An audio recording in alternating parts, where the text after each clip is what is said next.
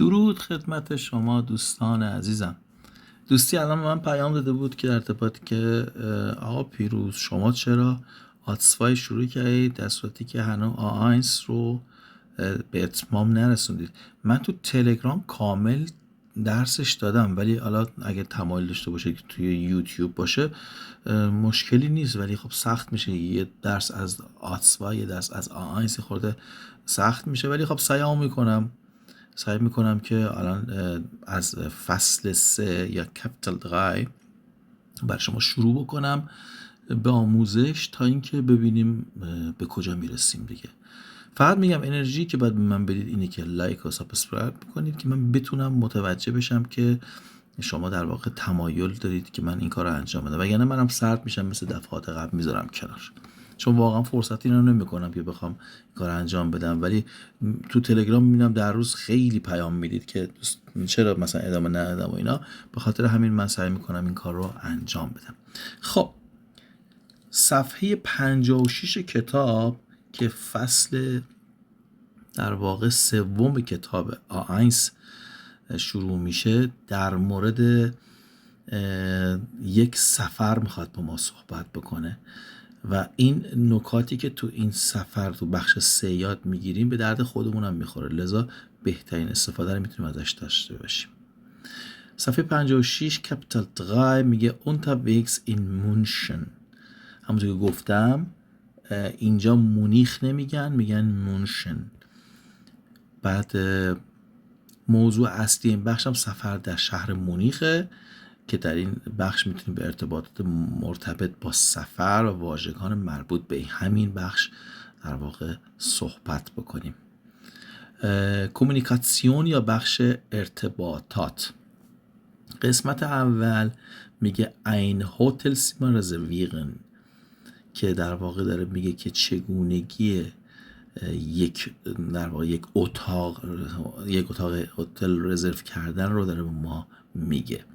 sich in Hotel anmelden، اینکه چجوری شما در یک هتل ثبت نام بکنید. ولی بذار دونه دونه هر کدومی که میگم رو با یک مثال بگم. مثلا نوشته ein Hotelzimmer reservieren، میتونه بگی که ich möchte ein Hotelzimmer für 2 Nächte reservieren. من میخوام یک اتاق یک نفره برای 2 شب رزرو بکنم. ein Hotelzimmer reservieren.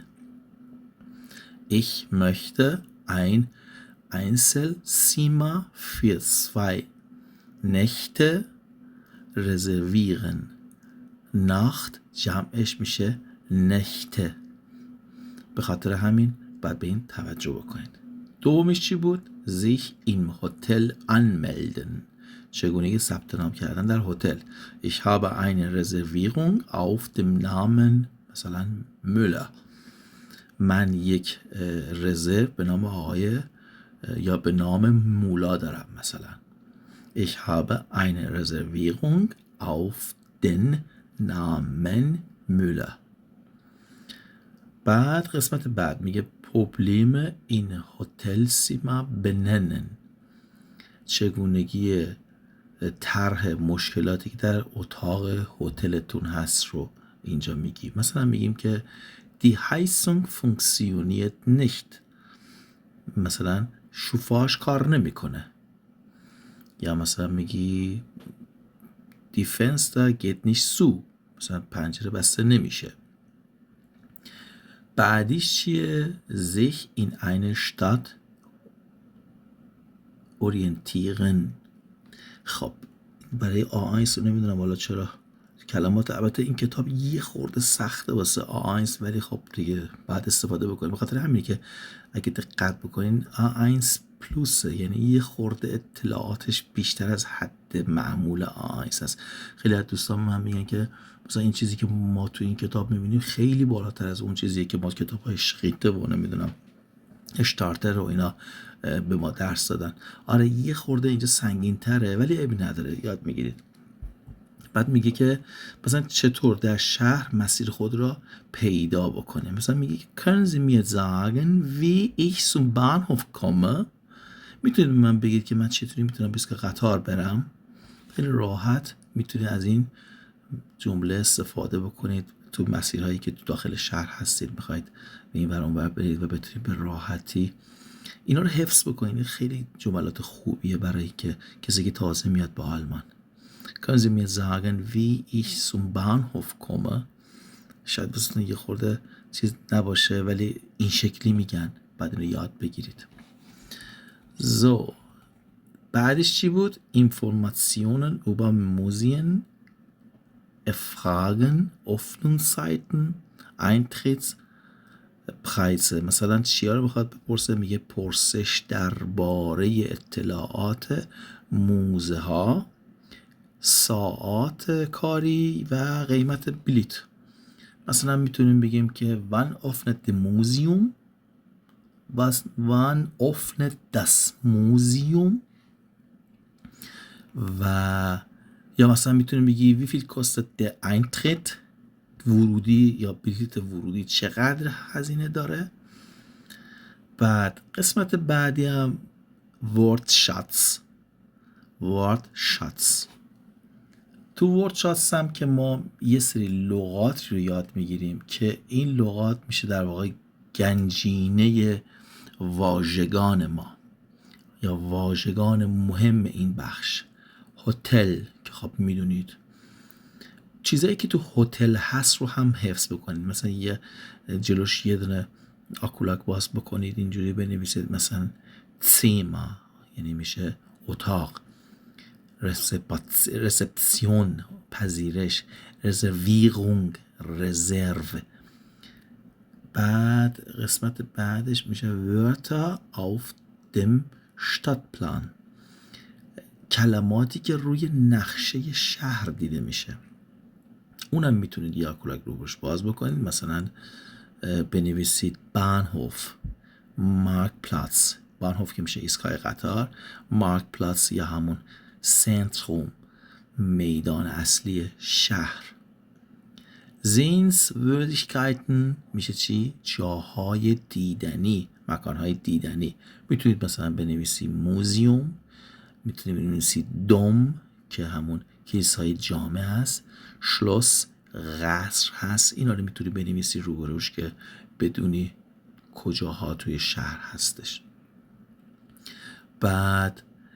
بعدیش هم میگه سایتنگابن، یعنی چی؟ ساعاتی که در واقع باید بدونید. مثلا دی اورزایت میشه ساعت، دی تاگزایت زمان روز، مثلا صبح، عصر، به این صورت. اینا رو میگم، این خوبی این کتاب اینه که شما وقتی که اینا رو دونه دونه با دقت یاد میگیرید شما رو خیلی پیش میندازه. همین جملاتی که تو این صفحه یاد گرفتید تو روزمره خیلی به کارتون میاد. برای تمرینم که بهتون گفتم مثلا بتونید بگید ich möchte ein Doppelzimmer für 3 Nächte oder 2 Nächte reservieren. من میخوام یک اتاق حالا مثلا دو تخته برای 3 شب رزرو کنم. مثلا میتونی بپرسی که حالا مثلا میخوای بگی که ایستگاه بعدی کجاست، میگی wo ist die nächste U-Bahn-Station. U-Bahn هم که گفتم قطارهای داخل شهری که معمولا روی خیابون رد میشه، اینایی که چه میگن ریلای داخل خیابون از اون رد میشه، اون رو میگن U-Bahn. و یه مثال دیگه هم میتونیم بزنیم wann öffnet der مثلا تیر پارک.